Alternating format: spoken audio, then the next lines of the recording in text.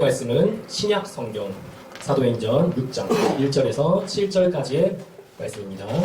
오늘은 특별한 분께서 말씀을 전해주시러 이 자리에 오셨습니다. 전도사님께서 나오실 때 큰 박수와 함성으로 환영해 주시면 감사하겠습니다. 장형민 전도사님께서 나오셔서 날마다 새로운 시작이라는 제목으로 말씀 전해주시겠습니다. 안녕하세요. 일단 제가 오늘 좀 초면인 분도 계시고 대부분 제가 익숙하시리라고 좀 생각을 합니다. 돌아보면 저의 지난 과거가 지금 이 공간 곳곳에 묻어 있습니다. 저는 10대 청소년기 신앙생활을 여기 갈멜산 교회에서 지나왔고 이곳에서 하나님의 살아계심을 체험하여 신학교에 진학하기를 결심했습니다. 그리고 이제는 30대가 되어 이곳 갈멜산 교회에서 말씀을 전하게 되었습니다. 또 개인적으로는 스스로의 부족함을 느끼며 이 순간을 미뤄왔던 지난날을 뒤로하고 하나님께서 이곳에 저를 세우셨음을 믿습니다. 그래서 오늘 이 시간이 하나님의 사랑을 다시금 느끼는 시간이 되었으면 좋겠습니다. 제가 잠깐 기도하겠습니다. 사랑의 하나님, 감사합니다. 각자의 자리에서 각자의 상황과 이유로 한 주 동안 치열한 삶을 살아내고 이 거룩한 주일 피곤한 몸을 일으켜 졸린 눈 비비며 주님의 영광을 위해 이곳 갈멜산 교회에 모였습니다. 때로는 삶이 너무 바빠 어떤 하루는 주님의 이름조차 떠올리지 못한 채 지나가는 날들도 있습니다. 그러나 이 주일이 하나님이 모든 날의 주인이 되심을 고백하는 시작이 되게 하시고 그리하여 하나님이 이 땅을 통치하신다는 사실과 날마다 우리와 함께 하신다는 그 임마누엘의 은혜를 누리며 모든 날을 주님이 주시는 힘으로 살아가길 간절히 원합니다. 이제 말씀을 전하고 또 듣습니다. 이 말씀이 먼저는 말하는 이의 귀에 들려지게 하시고 사람의 지혜나 설득력 있는 말이 아닌 오직 성령의 나타나심과 능력으로 전해지게 하시며 그리하여 우리의 믿음이 사람의 지혜가 아닌 하나님의 능력에 있음을 고백하는 시간이 되길 원합니다. 또한 우리가 말씀을 읽을 때 그 말씀이 도리어 우리를 읽어내고 새롭게 하길 간절히 원합니다. 이 시간도 하나님이 우리와 함께 하심을 믿으며 예수님의 이름으로 기도드립니다. 아멘. 사실 이번 본문을 준비하는 과정이 저에게는 참 쉽지 않은 시간이었습니다. 평소 제가 매우 존경하던 사람들의 무너짐을 목격해야 했고 가장 거룩해야 할 교회가 도리어 세상보다 못한 모습으로 갈등하고 상처 입히는 소식들을 연이어 접했기 때문입니다. 물론 머리로는 알고 있습니다. 교회도 죄인들이 모인 곳이기에 불완전하다는 것을요. 하지만 머리로 아는 것과 가슴으로 겪는 충격은 너무나 다릅니다. 마음 한편에서는 나는 과연 그들과 다른가? 또 이런 현실 속에서 교회의 소망을 이야기하는 것이 위선은 아닐까 하는 깊은 자괴감이 들기도 했습니다. 물론 그동안 그들이 전했던 말과 글, 그 내용 자체에는 아무런 문제가 없음을 머리로는 알고 있습니다. 그럼에도 성령이 역사하신다면 왜 이런 문제들이 끊이지 않는가 하는 질문은 가슴을 떠나지 않는 것 같습니다. 하지만 바로 그 혼란과 아픔 속에서 사도행전 6장은 바로 이 질문 앞에 우리를 세웁니다. 그렇다면 초대교회는 달랐을까 하는 질문을 가지고 말입니다. 물론 지금 제가 전개할 내용과 전혀 다른 시각으로 이 본문을 마주하는 사람들도 있습니다. 하지만 저는 묵상하며 한 가지 사실을 깨달았습니다. 제가 겪은 이 당혹스러움이 오늘 본문 속 사도들과 성도들이 마주했던 현실과 조금도 다르지 않다는 것을 말입니다. 먼저 이미 알고 계시겠지만 전체적인 흐름을 위해 아주 간략한 배경 설명을 하겠습니다. 요즘 드라마를 보면 지난 이야기를 요약하는 장면이 있는데요. 지금 설명하는 이야기도 그런 맥락에서 들어주시면 좋을 것 같습니다. 페르시아의 왕 고레스의 칙령 이후 유대인들은 회복의 새로운 국면을 맞이했습니다. 그러나 이 칙령은 유대인들에게 너희 땅으로 반드시 귀환하라는 의무적 명령이 아니고 고향 땅으로 돌아가도 좋다는 귀환의 허용이었습니다. 그래서 이미 바벨론 포로기를 거치며 여러 지역으로 흩어져 있는 유대인들이 있었지만 칙령 이후에도 바벨론을 비롯한 주변 지역에 남아있는 유대인들이 많았는데요. 이들을 일반적으로 흩어짐이라는 의미의 디아스포라 유대인이라 부릅니다. 그러니까 이들은 이미 오랜 기간 여러 세대를 거쳐 해당 지역에서 삶의 기반에 가까웠기 때문에 본토 예루살렘이 아닌 디아스포라 지역에 잔류하기를 선택한 것이죠. 그리고 이후 역사가 페르시아를 넘어 헬라 제국과 로마 제국 시대로 이어지며 이 흩어진 유대인들은 자연스럽게 당시 세계 공용어였던 헬라어와 그 문화에 익숙해지게 됩니다. 따라서 이들은 우리로 치면 재외동포라고 보시면 될 것 같습니다. 그러나 이러한 상황 속에서도 이 디아스포라 유대인들, 본문으로 치면 헬라파 유대인들의 신앙은 계속 자녀들에게 전수되었습니다.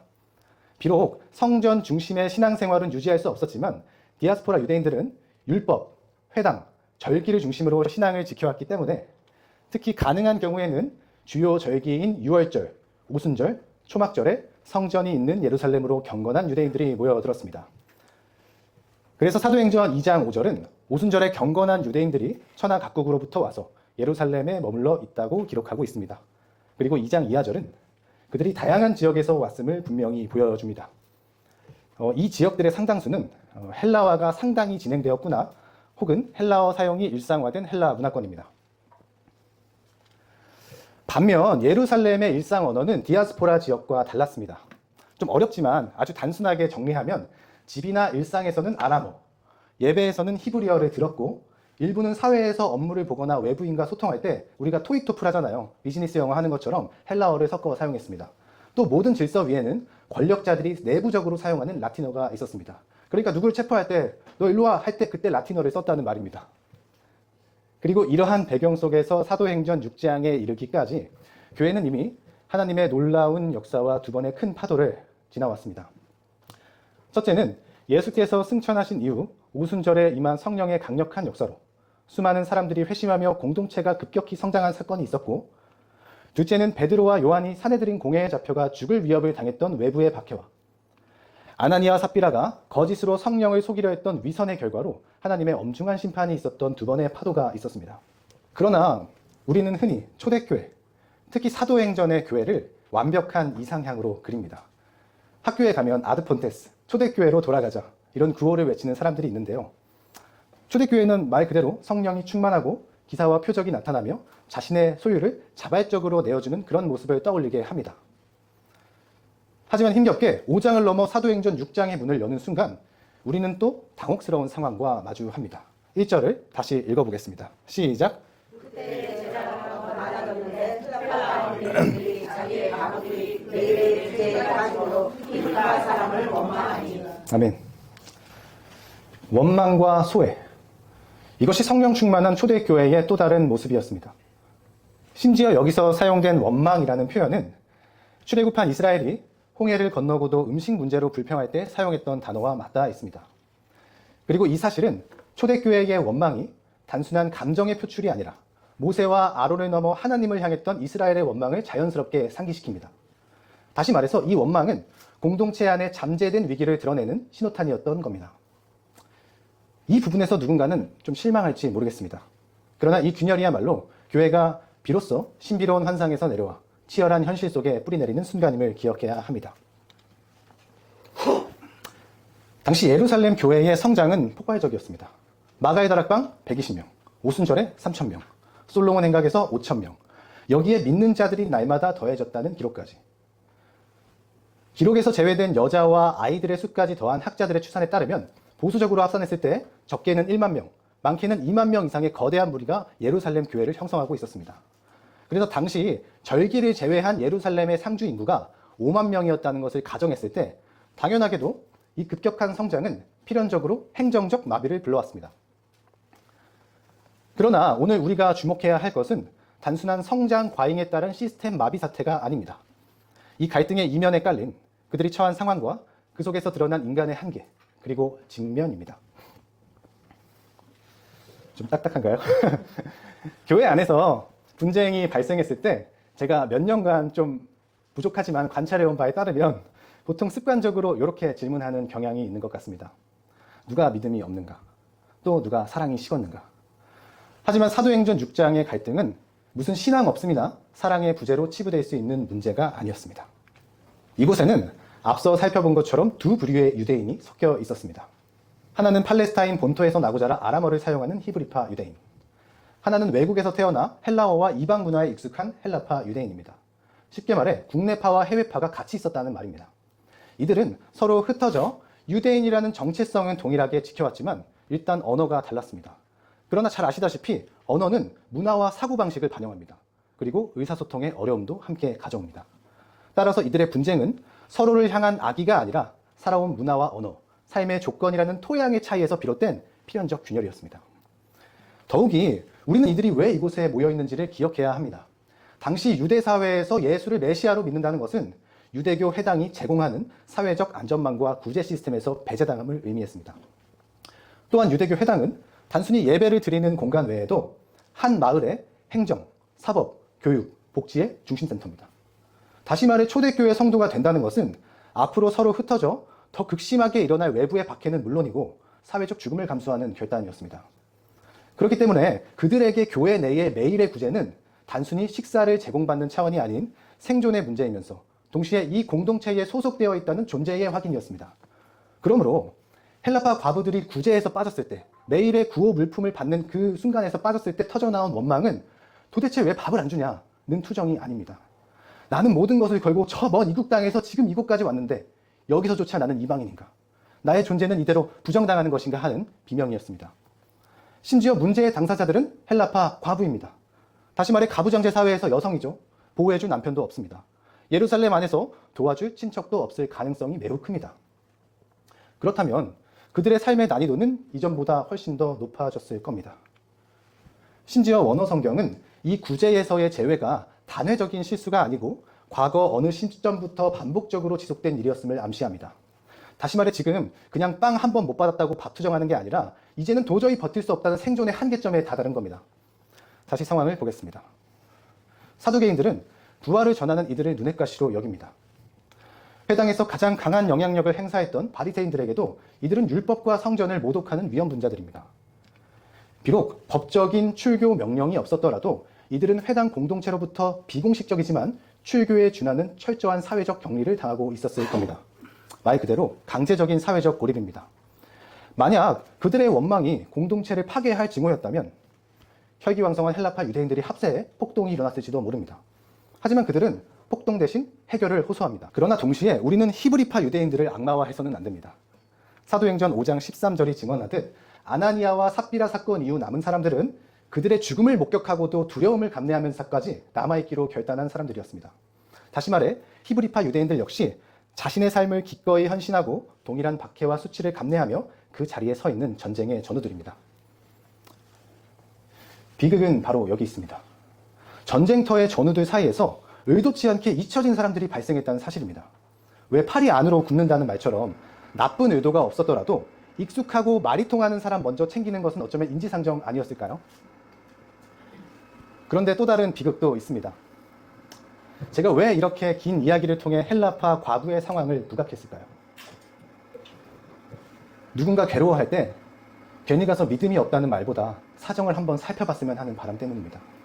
믿음은 하나님이 우리에게 은혜로 주시는 선물입니다. 물론 서로 바로 서기 위한 겉면도 필요합니다. 하지만 충분한 공감과 깊은 마음을 나누기도 전에 이와 같은 신앙의 언어들이 오용되면서 지금도 적지 않은 성도들이 깊은 상처를 안고 교회를 떠나고 있습니다. 사실 성경은 이미 여러 번 같은 상황을 경고해 왔습니다. 고난당하는 욥을 향해 신앙을 정죄했던 그의 친구들, 통곡하며 기도하던 한나를 술 취한 여인으로 오해한 엘리 제사장, 하나님 앞에서 기뻐 춤추는 다윗을 체면 없다고 비난했던 미갈, 이들은 모두 타인의 고통과 신앙을 자기 기준의 언어로 재단했던 사람들입니다. 따라서 헬라파의 원망은 믿음이 없어서가 아니라 그들이 믿음을 지키기 위해 감수한 대가가 너무나 컸기에 발생한 아픔이었다는 것을 생각해 볼 필요가 있습니다. 쉽게 말하면 상처 입은 내부자들의 슬픈 호소였던 겁니다. 다시 좀 화면을 전환해서 이 호소 앞에서 사도들과 히브리파 유대인들은 이 이야기를 듣고 어떤 생각을 했을까요? 아마 당황했을 것 같아요. 그들이라고 해서 헬라파 과부들을 고의로 굶기려 했을까요? 아마 절대 아닐 겁니다. 히브리파가 다수인 상황에서 모든 일은 그들의 익숙한 언어와 문화를 중심으로 돌아갔을 것이고 비교적 소수인 헬라파는 시야에서 사라지기 쉬웠을 겁니다. 지금 교회 인원이 최대 2만 명입니다. 문제는 악의가 아니라 연약한 인간의 한계였습니다. 초대교회는 잘 아시다시피 자신의 전부를 자발적으로 내어줄 만큼 서로를 사랑할 뜨거운 심장은 가지고 있었지만 아직 그 사랑을 공동체 전체에 고르게 흘려보낼 손과 발은 완전하지 않았습니다. 복음이라는 거대한 은혜의 현실 앞에서 좁고 오래된 익숙함이 잠시 따라오지 못했던 겁니다. 제가 주변에서 고민을 이야기하면 누군가는 흔히 사랑만 하면 다 해결된다고 이야기합니다. 부분적으로는 맞는 말입니다. 하지만 사도행전 6장은 우리에게 냉정하게 말합니다. 사랑할 마음만으로는 부족하다. 사랑이 막힘없이 흐를 수 있는 길이 필요하다. 우리는 사랑하지 않아서 멀어지는 것일까요? 사랑할 방법을 몰라서 멀어지는 것일까요? 헬라파와 히브리파의 갈등은 바로 이 지점에서 발생했습니다. 그러나 이러한 위기 앞에서 사도들의 대응은 정말 놀랍습니다. 2절을 함께 읽어보겠습니다. 시작! 외로운 사도가 모든 제자를 불러오되 우리가 하나님의 말씀을 제쳐놓고 교회를 세우는 것이 마땅하지 아니하니. 언뜻 보면 이 말은 사도들이 힘든 구제 사역을 떠넘기고 고상한 일로 도망가려는 특권의식처럼 보일 수도 있습니다. 마치 말씀 사역은 고상한 것이고 구제 사역은 하찮은 것처럼 말이죠. 하지만 이것은 회피도 반성도 우월감도 아닙니다. 문제의 핵심을 꿰뚫어본 본질적 직면입니다. 당시 사도들의 위치를 조금 인간적으로 생각해보면 가장 쉽게 자신감과 자기 확신에 도취될 수 있는 위치였다고 봐도 무방합니다. 그도 그럴 것이 사람들이 사도들의 그림자에로도 덮여서 치유되길 바라고 교회는 점점 부흥하고 심지어 대제사장까지도 그들을 막지 못합니다. 보통 리더가 이 정도 성공을 거두면 나 아니면 안 된다는 생각에 빠지기 마련입니다. 요즘은 이런 상태를 좀 나쁜 말로 메시아 컴플렉스, 조금 완화해서 말하면 구원자 증후군이라고 합니다. 내가 다 해줄 수 있고 무조건 내가 해야 된다고 생각하는 상태를 요즘 나쁜 말로 그렇게 표현한다는 말입니다. 심지어 12사도 중 하나인 베드로를 생각해보면 보통 성격이 아닙니다. 예수님을 체포하러 온 무리 중 말고의 길을 그 자리에서 베어버릴 만큼 불같은 성격의 소유자였습니다. 또 자기 생각과 맞지 않으면 예수님조차 가로막고 그리하지 마소서 항변했던 사람입니다. 또 야고보와 요한은 별명이 무려 천둥의 아들입니다. 요즘으로 치면 왕년의 만수동 불도저 이런 거 아니겠습니까? 따라서 만약 사도들이 옛 성품 그대로였다면 감히 예수님의 직속 제자인 사도들에게 불평을 해? 하면서 책상을 엎어봤을지도 모릅니다. 그런데 사도들은 이 문제를 두고 권위에 대한 도전이라며 분노하거나 지금 저들이 삐진 것 같으니 밥을 더 주고 달래주자는 식의 감정적 차원으로 접근하지 않습니다. 그들은 자신들이 모든 것을 움켜쥐고 있는 현재의 상황이 본질에서 멀어졌기에 발생한 문제임을 직면한 겁니다. 따라서 그들이 4절에서 선언한 우리는 오로지 기도하는 일과 말씀 사역에 힘쓰리라는 말은 현실을 외면하는 영성이 아니라 함몰된 현실에서 한 걸음 물러나 전체를 조망할 수 있는 영적 우선순위의 회복이었습니다. 물론 구제도 섬김도 봉사도 아주 본질적인 사역입니다. 하지만 만약 이 구제가 단순히 자선 사업에 머물렀다면 교회는 NGO 단체와 다를 바가 없습니다. 그저 휴머니즘일 뿐입니다. 그러나 성령으로 변화된 사도들은 지금 이 사역이 그리스도의 생명을 나누는 성령의 사역이 되기 위해 말씀과 기도가 공급되는 견고한 파이프라인을 세우겠다고 말하는 것입니다. 그것이 교회가 세상으로 보냄받은 목적이기 때문입니다. 그리고 이 거리가 확보되자 비로소 해결책을 제시합니다. 사람을 세우자. 사도들은 그냥 미안하다고 말하며 덮지 않았습니다. 그래도 좋은 게 좋은 거 아니냐, 사랑하자, 은혜로 하자, 그런 구호로 적당히 무마하지도 않았습니다. 대신 7명의 사람을 세워 하나님께서 각자에게 맡기신 역할을 분명히 세우는 결단을 내렸습니다. 진정한 영성은 현실을 무시하지 않고 현실의 문제를 성령 안에서 지혜롭게 감당할 수 있도록 만들기 때문입니다. 다시 말해서 말씀과 기도는 골방에 갇혀 문제를 회피하는 도구가 아니라 문제를 지혜롭게 돌파하는 근본 토대라는 것입니다. 그런데 사도들의 결단에 대한 회중의 반응은 더 놀랍습니다. 온 무리가 이 말을 기뻐하여. 여기서 온 무리는 헬라파뿐만 아니라 히브리파까지도 당연히 포함합니다. 왜 그들은 기뻐했을까요? 사도들이 자신들의 한계를 인정하고 제자로서 가장 주된 역할에 집중했기 때문입니다. 그리고 무엇보다 그들이 세운 7사람에게 집중해 보겠습니다. 첫째로 이들의 자격 조건은 단순히 재정관리나 음식 분배를 잘하는 사람이 아닌 성령과 지혜가 충만하여 칭찬받는 사람이었습니다. 다시 말해 성령을 통해 삶의 근본적 변화를 경험함과 동시에 바른 판단과 분별력이 있고 모든 회중에게 좋은 평판을 통해 거리낌이 없는 사람들이었다는 겁니다. 둘째로 스데반, 빌립, 브로고로, 니가노로, 디몬, 바메나, 니골라 7명 전원이 헬라식 이름을 가진 헬라파 유대인들이었습니다. 쉽게 말해서 히브리적 정체성이 강한 공동체 안에서 우리로 치면 자 호명합니다. 톰 행크스, 브래드 피트, 리처드 기어, 디카프리오와 같은 철저히 이방 문화권의 이름이 호명된 겁니다. 이는 교회가 마주한 문제를 해결하는 것에 대한 중요한 원리를 보여줍니다. 히브리파가 주류인 교회에서 행정과 재정의 전권을 소수인 헬라파에게 넘겨준 겁니다. 심지어 니골라는 본래 유대 혈통도 아닌 이방인 출신의 개종자였습니다. 지금 당장 화가 난 히브리파 유대인들이 불평을 쏟아내고 헬라파 유대인들을 몰아내도 이상하지 않은 상황입니다. 하지만 그들이 이 상황을 기뻐한 것을 보십시오. 이것이야말로 사도행전이 말하는 하나된 교회입니다. 하나됨은 갈등을 없애는 것이 아니라 차이를 책임지는 겁니다. 주류가 비주류에게 자리를 내어주고 소외된 자들도 주체가 되어 사랑을 나눠줄 수 있게 만드는 것. 이것이 사도들이 초대교회 성도들과 함께 그리스도 안에서 만들어낸 서로 용서가 가능해지는 환경이었습니다. 이때 우리의 기쁨은 단순한 동의가 아닙니다. 우리의 문제가 바로 이것이었구나라는 집단적 자각입니다. 그들은 서로의 은사를 인정하고 각자 자리에서 최선을 다할 수 있도록 역할을 나눌 수 있게 된 것을 기뻐했습니다. 그들은 모든 오해를 극복하고 서로 사랑할 수 있는 길이 열린 것을 기뻐했습니다. 그래서 흥미롭게도 사도행전 6장은 사도행전 역사상 처음으로 모든 성도를 제자라 부르기 시작하는 분기점입니다. 이전까지 성경은 이들을 주로 믿는 자, 형제라고 불렀습니다. 그런데 이제는 공동체 전체가 갈등 속에서도 그리스도를 따르는 법을 배우고 훈련하는 진정한 제자들의 공동체로 성숙하는 과정에 들어섰다는 것입니다. 그렇다면 그 결과는 무엇일까요? 7절을 함께 읽어보겠습니다. 시작! 하나님의 말씀이 점점 왕성하여 예루살렘에 있는 제자의 수가 더 심히 많아지고 떠나는 제사장들도 이 도에 복종하니라. 아멘. 교회가 갈등을 봉합하는 수준을 넘어 본질인 말씀과 기도를 회복하고 사람을 세우자 놀라운 일이 벌어졌습니다. 먼저는 하나님의 말씀이 점점 퍼져나가 제자의 수가 더욱 증가했고, 둘째로는 유대교의 가장 견고한 중심부에서 복음과는 거리가 멀어 보였던 허다한 제사장의 무리까지도 이 복음 앞에 무릎을 꿇은 것입니다. 평생 딱딱한 율법과 성전 질서에 매여있던 그들, 그리고 대제사장 가문의 부패와 착취 속에 신음하던 제사장들이 사랑과 질서가 살아 움직이는 참된 성전을 목격한 겁니다. 그리고 이 모든 일의 시작은 이미 공동체 안에서 주권적으로 일하고 계셨던 성령 하나님께 있었습니다. 우리가 증인이 되어 순종할 때에도 하나님은 여전히 구원하시는 일을 멈추지 않으십니다. 그래서 이 역사는 여기서 끝나지 않습니다. 이때 세워진 7 중 하나인 스데반을 보십시오. 그는 단순히 밥을 퍼주는 행정가에 머물지 않았습니다.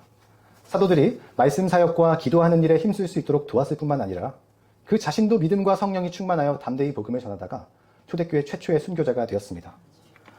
또한 박해가 시작되자 초대교회 성도들은 흩어져 복음을 전하고, 빌립은 유대 지역의 경계를 넘어 사마리아 성까지 내려가 복음을 전하기 시작했습니다.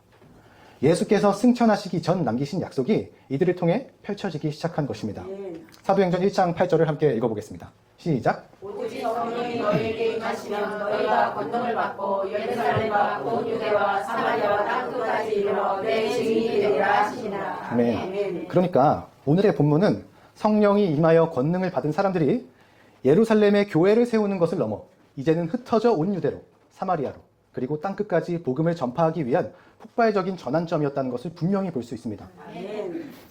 만약 사도들의 결단과 초대교회 성도들의 응답이 없었다면 어떻게 되었을까요? 사도들은 여전히 쌀자루와 씨름하느라 지쳐 있었을 것이고, 스데반과 빌립은, 그리고 그들을 포함한 성도들은 자신의 은사를 발견하지 못한 채 그저 불평하는 무리 중 한 명으로 남았을지 모릅니다. 그렇다면 이 본문의 핵심은 말씀과 기도라는 본질로 돌아가라는 것일까요?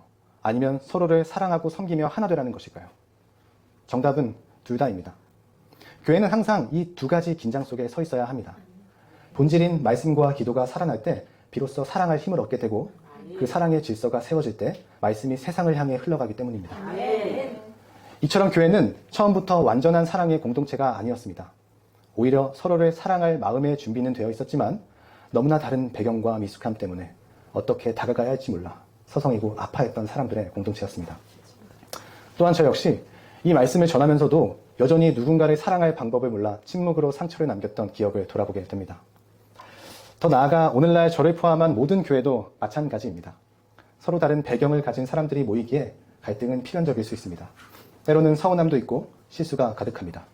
하지만 그것을 상대의 믿음 없음으로 정죄하지 않고 본질인 말씀과 기도로 돌아가 사랑으로 섬기며 덕을 세울 때 우리는 비로소 그리스도의 몸된 교회가 됩니다.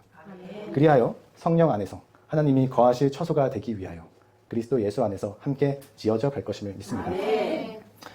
또한 우리는 사랑하지 않아서 멀어지는 것이 아니라 사랑할 방법을 몰라서 멀어질 때가 많습니다. 그러나 우리가 사랑할 수 있는 최선의 방법은 그리스도의 십자가를 바라보는 것입니다.